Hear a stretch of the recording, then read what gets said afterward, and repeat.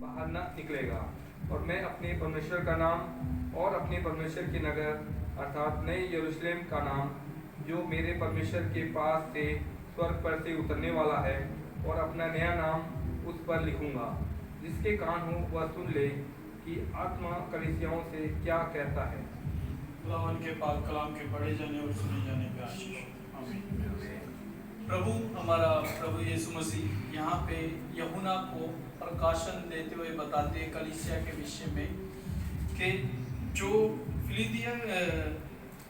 Philadelphia की कलीसिया है, जो वो प्रभु के संदेश को सुन रही है और उसके कामों को भी बयान करती है, और जो वो चल रही है वो ठीक ही चल रही है, लेकिन क्या उसमें कुछ एक ग्रुप है जो यहाँ पे यहूदी का दर्शाया गया है, लेकिन कुछ एक ग्रुप है जो है मसीह में बने हुए हैं लेकिन मसीह की चाल नहीं चल रहे। ऐसे लोगों से हमें भी सावधान रहने की जरूरत है, जो आज के समय में कलीसिया में पाए जाते हैं। 2000 साल पहले जब यूहन्ना ने प्रकाशन पाया तब लिखा था, लेकिन आज के समय में भी अब वो लोग पाए जाते, वैसे लोग पाए जाते हैं। आप अगर ढूंढने चलेंगे तो बहुत से लोग आपको मिल जाएंगे, कलीसिया में है, कलीसिया की बातें करते हैं, लेकिन कलीसिया से बाहर जाके कुछ और बातें करते हैं, पास्टर के विषय में बातें करते हैं, या पास्टर की फैमिली के विषय में, या और भाई बहनों के विषय में। तो ये बातें कलीसिया में सही नहीं है, कलीसिया के विषय में सही नहीं है, क्योंकि ये फूट का कारण बनती है और शैतान ऐसी बातों से प्रसन्न होता है और परमेश्वर ऐसी बातों से दुखित होता है। प्रभु चाहता है ऐसी बातें कलीसिया में ना हो जो परमेश्वर को पसंद नहीं है। परमेश्वर चाहता है जो उसकी कलीसिया, जो उसकी दुल्हन है, वो हर एक बातें एक एक पॉइंट पे खरी निकले, एक एक बातें उसकी ऐसी हो जो सोचने की जरूरत ना हो। पुराने नियम में, जब पुराने समय यहूदी परंपरा के अनुसार जब किसी ने बेटी की शादी होती थी, सगाई होती थी, तो सगाई में क्या करते थे, जो दूल्हे वाले हैं, जो लड़के वाले, वो लड़की को क्या है कुछ एक चीजें दे के जाते थे, कुछ आज्ञाएं या कुछ सिक्के या कुछ ऐसी परंपरा थी यहूदियों के टाइम, या आज भी होगी मुझे मालूम नहीं है, लेकिन उस समय थी। तो वो क्या सगाई में देके जाते थे, और शादी के समय जब होता था तो आके वही चीजें देखते थे क्या है या नहीं। तो उस समय क्या है कि वो चीजें मेन इंपॉर्टेंट है। अब मान लीजिए, अब उन्होंने 10 आज्ञा या 10 सिक्के दे दिए, हर एक सिक्के में एक आज्ञा है। अब मान लीजिए उस हर सिक्के में एक आज्ञा, जैसे पुराने नियम में लिखी हुई 10 आज्ञा, उस एक सिक्के में ये आज्ञा लिखी है कि तू व्यभिचार ना करना। अब वो सिक्का लगा लीजिए खो गया, उस औरत से, उस बहन से वो सिक्का खो गया। अब वो लोग आए देखने के लिए, जब उन्होंने कहा कि वो जो सिक्के दिए थे मैंने वो दिखाओ, तो जब सिक्के गिनेंगे और वो आज्ञा ना मिली, तो वो क्या हुआ, उस बहन का जो आज्ञा मेन थी कि व्यभिचार ना करना, और वही सिक्का खो गया, तो वो व्यभिचार में पड़ेगी या नहीं पड़ेगी? पढ़ सकती है, क्योंकि वो आज्ञा उसके जीवन से खो गई है। वो उसको सिक्के को जानती नहीं, उस सिक्का क्या था, उसमें क्या आज्ञा लिखी हुई थी या क्या चीज था। ऐसे ही मेरे अजीजों, जब प्रभु यीशु मसीह हमें सामर्थ देता है तो उसके साथ कुछ बातें भी देता है कि हम परमेश्वर में कैसे बने और संसार में किस रूप से चले कि परमेश्वर की मर्जी को पूरा करें। जब परमेश्वर पवित्र आत्मा हमें देता है तो उसके साथ सामर्थ के साथ प्रभु की आज्ञाएं भी हमारे जीवन में जुड़ती है। ये ना सोचे कि मैंने पुराना नियम को फॉलो करने की जरूरत नहीं है, पुराना नियम तो इजरायलियों के लिए, मेरा जो इजरायलियों के लिए नहीं है, वो इजरायलियों के लिए था, लेकिन आज हम भी उसको पढ़ सकते हैं। ये नहीं कि इजरायलियों ने पढ़ना है, हम भी पढ़ सकते हैं। अगर पढ़ेंगे तो हमारे जीवन के लिए, अगर नहीं पढ़ेंगे तो परमेश्वर को कोई फर्क नहीं पड़ेगा, लेकिन हमें जरूर फर्क पड़ जाएगा। हम उन बातों को समझ नहीं सकते जो पुराने नियम में, जो पुराने टाइम में जो प्रभु के सेवक थे, किस प्रकार मसीह में उन्होंने उस बोझ को, उस दर्द को उठाया मसीह में रहते हुए, उसको समझ नहीं पाएंगे जब तक हम पुराने नियम को पढ़ेंगे नहीं, समझेंगे नहीं। आज्ञाएं हैं पुराने नियम में, लेकिन बातें जो परमेश्वर की ओर से हैं वो मानना जरूरी है। अगर हम जितना मानते हैं तो उतना हमारे जीवन के लिए लाभदायक होता है, और जितना हम उन आज्ञाओं से, उन बातों से दूर होते हैं, उतने अपने जीवन के लिए ही हम कठिनाई या समस्याएं पैदा करते हैं। पुराने नियम में बहुत सी आज्ञाएं हैं, अगर आप देखेंगे, पढ़ेंगे तो बहुत सी ऐसी आज्ञाएं हैं जो आज के समय में चल रही हैं, और वो चीजें जवान बच्चों में ज्यादा पाई जा रही है। सपोदेश की पुस्तक में लिखा है, हे जवान, अपनी जवानी के दिनों में अपने सृजनहार को निहार, ताकि तू अंत के दिनों में ये ना कहे कि मेरा इन कामों में मन नहीं लगता या इस चीज में मन नहीं लगता। आज कितने ऐसे जवान बच्चे हैं जो सीधा कह देते हैं, मेरा काम में मन नहीं लग रहा, मेरा उस चीज में मन नहीं लग रहा, मेरे कलीसिया में जाने में मन नहीं लग रहा, या मेरा आराधना करने में मन नहीं लग रहा। लिखा हुआ है ना, बोलते हैं ना लोग, कई जवान बच्चे बोलते हैं। क्यों बोलते हैं? क्योंकि खुदावन का कलाम यही कहता है कि हे जवान, अपने जवानी दिनों में अपने सृजनहार को निहार। बुढ़ापे के दिनों में सृजनहार को निहारेंगे वो बात अलग है, तब तो सारे चीजों से हम रिटायरमेंट लेते हैं, गवर्नमेंट भी रिटायरमेंट दे देती है कि भैया अब तुमसे काम नहीं होगा, तुम घर जाके बैठो। तब हम सोचते चलो भैया अब तो कुछ भी नहीं बचा, पेंशन आ रही है, अब प्रभु का नाम ही धन्यवाद हो। हम रेगुलर चर्च जाने लग जाते हैं, इवनिंग में भी चर्च, सुबह भी चर्च, जिस टाइम मिले चर्च जा रहे। लेकिन जब हमारा जवानी का समय था वो हम प्रभु को नहीं दे पा रहे थे। तब हम अपने बिजनेस में या अपने कामों में व्यस्त थे और अपने रोजगार में इतना व्यस्त थे, तब परमेश्वर को समय नहीं दे रहे थे। लेकिन प्रभु आपका वही समय चाहता है, जवानी का समय। बुढ़ापे का समय प्रभु को पसंद नहीं है कि आप बुढ़ापे में उसकी आराधना करें। जवानी के समय में प्रभु ने लिखा है, जवान, अपनी जवानी के दिनों में अपने सृजनहार को निहार। हालेलुया। नहीं तो प्रभु लिख देता, एक बूढ़ा अपने बुढ़ापे में प्रभु को निहार। क्यों प्रभु ने कहा? क्योंकि उस समय जो जवान होता है, उस समय वो बोझ सह सकता है, वो परमेश्वर की हर एक चीजें को सहन कर सकता है, भूखा भी रह सकता है, सब चीज कर सकता है। और जब वो जवान धीरे धीरे धीरे धीरे बढ़ के बुढ़ापे में पहुंचेगा, तब उसके ऊपर कोई परेशानी क्यों ना हो, वो आराम से इजीली सहन कर जाएगा। लेकिन अगर वो बुढ़ापे में जाके आराधना स्टार्ट करेगा तो वो उस चीज को समझ नहीं पाएगा कि मैं परमेश्वर के लिए कैसे धन्यवाद दूं, मैं परमेश्वर के लिए कैसे घुटने टेकूं, क्योंकि मैंने तो कभी घुटने टेके नहीं जब मैं जवान था। मेरे अजीजों, परमेश्वर आपसे वो समय चाहता है जो आप अभी जी रहे हैं। आपका 10 साल, 15 साल, 60 साल के बाद का जीवन परमेश्वर आपसे नहीं चाहता। आपका जो अभी का कीमती समय वो प्रभु आपसे चाहता है कि तुझे मुझे तेरा वो वाला समय चाहिए जो तू अपना कीमती समय किसी और के साथ व्यक्त कर रहा है। हालेलुया। क्योंकि वही कीमती समय परमेश्वर आपका चाहता है। प्रभु यीशु मसीह भी आपसे वही चाहता है जो आप दूसरों के साथ शेयर करना चाहते हैं, अपना वक्त किसी दूसरे के साथ शेयर करना चाहते हैं, अपनी प्रॉब्लम किसी दूसरे के साथ शेयर करना चाहते हैं, अपना प्रेम किसी दूसरे के साथ शेयर करना चाहते हैं। प्रभु सब चीजें वो डिजर्व करता है। हालेलुया, आमीन। प्रभु वही सब चाहता है जो आप दूसरों के साथ शेयर करते हैं, क्योंकि प्रभु उस योग्य है। प्रभु ने वचन में साफ लिखा है, हालेलुया, प्रभु उस योग्य है कि वो चाहे, वो सब चीजें चाहे, क्योंकि वो अपनी दुल्हन को चाहता है। हालेलुया। वो आपको या ऐसी चीजें नहीं चाहता, वो आपकी दुल्हन को चाहता है। वो आपके अंदर अपनी दुल्हन को देखता है। हालेलुया। वो उस दुल्हन को देखता है कि मेरी दुल्हन तैयार होने पाए, मेरी दुल्हन मुझसे लिपटने पाए, मेरी दुल्हन मुझसे प्रेम करने पाए, मेरी दुल्हन समय निकाले और मुझसे बात करे। वो यही चाहता है। हालेलुया। वो कलीसिया में एक दुल्हन के रूप में आपको देखता है। आप सोच रहे हैं कि परमेश्वर मुझे प्रार्थना सुनने के लिए तैयार है। परमेश्वर आपकी खुशी के साथ खुशी और दुख के साथ दुख बिताने के लिए तैयार है। केवल उसे पुकारे। हालेलुया।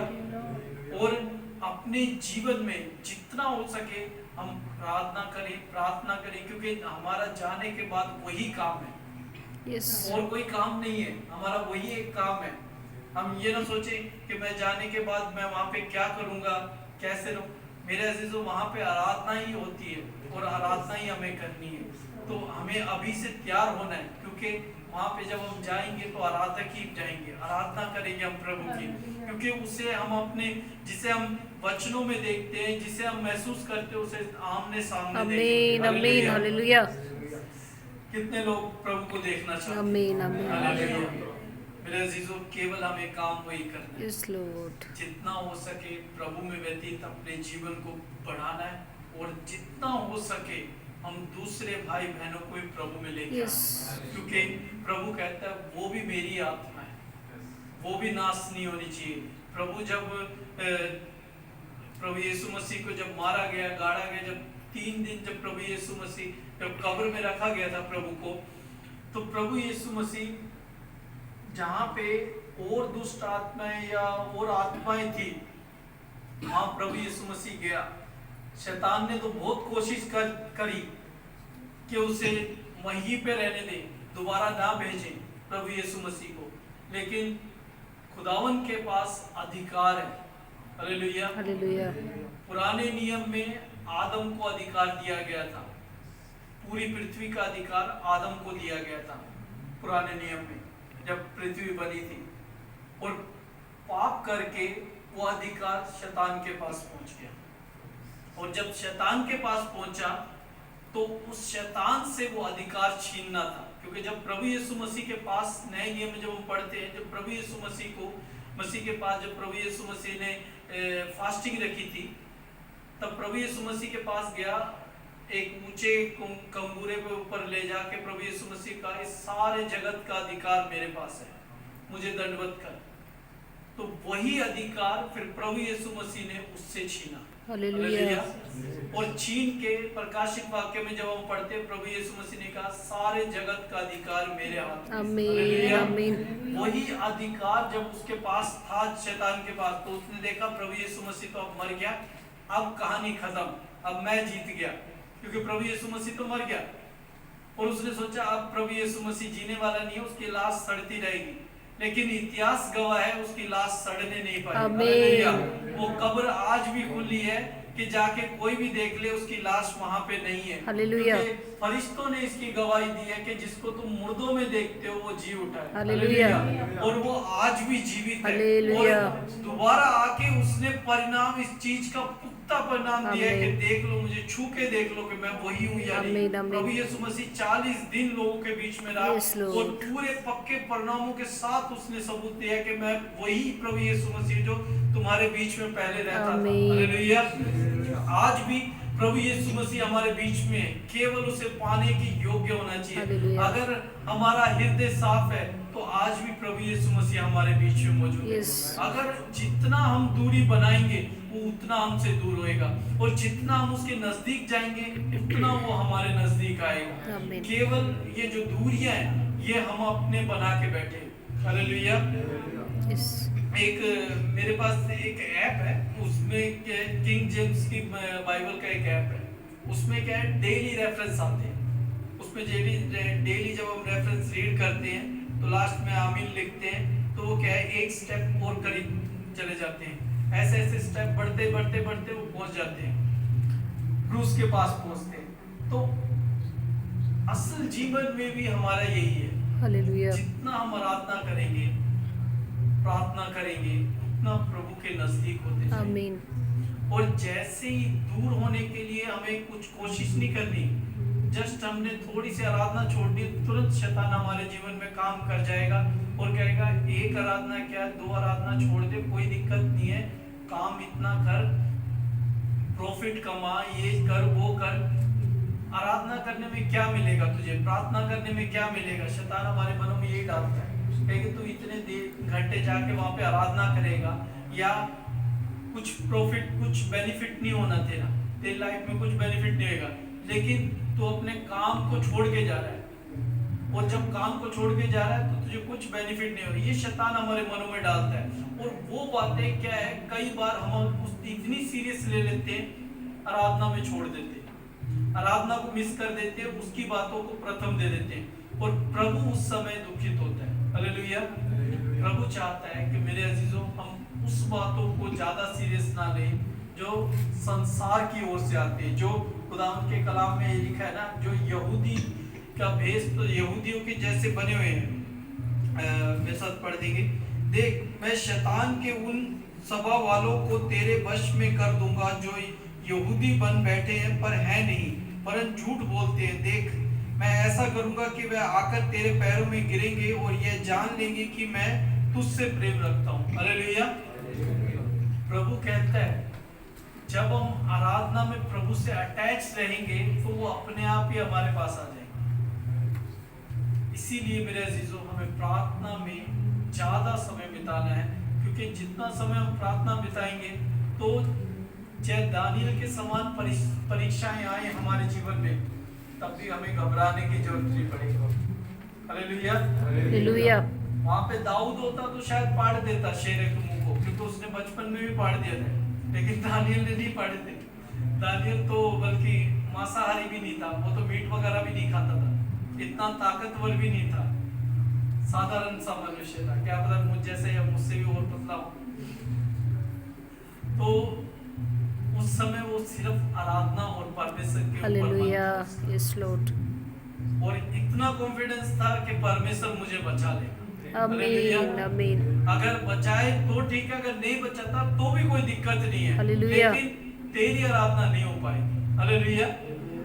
मेरे अजीजों, वो एक व्यक्ति, सिर्फ एक मनुष्य था जिसने ये जब उस शेर की मांग में डाला गया था अपने फैसले के अनुसार, जो उस आज्ञा को तोड़ देता, राजा की आज्ञा को। और आज हम बहुत से लोग मिलके संसार की आज्ञाओं से डर जाते हैं, संसार की बातों से डर जाते हैं कि संसार मुझे जेल में डाल देगा, या इंडिया में हो तो बीजेपी मुझे मारेंगे, या बजरंग दल वाले मुझे मारेंगे अगर प्रभु को प्रचार करने जाऊंगा। कोई बात नहीं, क्या दिक्कत है। मेरे अजीजों, प्रभु का वचन हमने प्रकाशित वाक्य में नाइट में पढ़ा था, उस दिन पिछले महीने के नाइट में पढ़ा था, डरपोकों का स्वर्गीय राज्य में प्रवेश नहीं। अगर हम प्रचार करते टाइम डर रहे हैं, या आराधना करते टाइम डर रहे हैं, या किसी को वचन सुनाते टाइम डर रहे हैं, क्या होगा? कोई दिक्कत नहीं है, आप घबराए मत। अगर घबरा रहे हैं, डर मन में है, तो हम आराधना नहीं कर पाएंगे। उस डर को खत्म करना पड़ेगा, चाहे कैसा भी डर क्यों ना हो। आपको आज रात उस डर को खत्म करना है, चाहे कैसा भी डर क्यों ना हो। हालेलुया। आपको प्रार्थना करने में डर लगता है, आपको गीत गाने में डर लगता है, आपको आराधना करने में डर लगता है, आपको सुसमाचार सुनाने में डर लगता है, आपको परमेश्वर की बातें किसी और को बताने में डर लगता है। उस डर को खत्म करना पड़ेगा। यस तो उस लॉर्ड। डर के साथ आप परमेश्वर की सेवा नहीं कर सकते, उस डर को खत्म करना पड़ेगा। क्योंकि अगर डर रहेगा तो आराधना नहीं हो पाएगी। शैतान आपके डर को हथियार बना लेता है। मेरे अजीजों, आपका डर उसका हथियार बन जाएगा। अगर आप डरेंगे नहीं तो उसके हथियार भी नहीं बन पाएंगे। हालेलुया। आइए हम अपने स्थानों पे खड़े